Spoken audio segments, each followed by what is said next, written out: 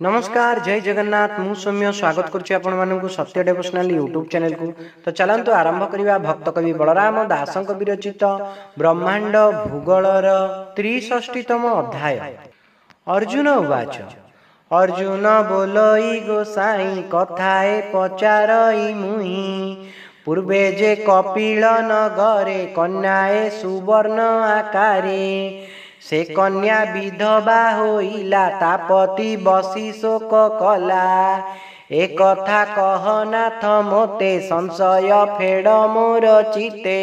श्री भगवान उवाच ब्रह्मबिंदु शिवमेकं त्रिअक्षरं जेन संभव आदिशक्ति वयं नास्ति पार्वती पतीश्वर।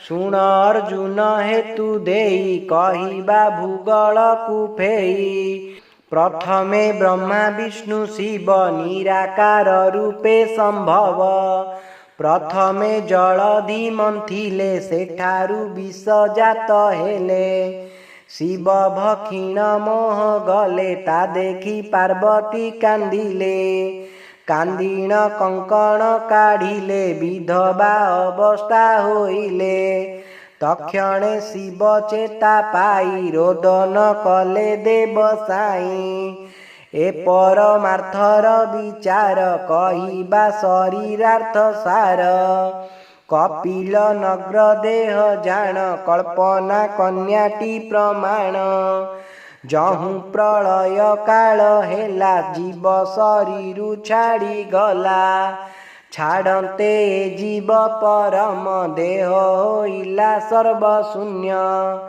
जीव जे छाड़िला तक्षण परम करई रोदन कल्पना चक्षुरे से थिला लोतक धार से दहिला कहई बलराम दास ब्रह्मांड भूगोल प्रकाश। इति श्री ब्रह्मांड भूगोल वर्णने हरि अर्जुन संवादे नाम 63तम अध्याय समाप्त। जदि आपण मानक आमर भिडियोटी भल लगता तेबे हम चैनल को लाइक शेयर सब्सक्राइब करने को अनुरोध। जय जगन्नाथ जय पंचसखा।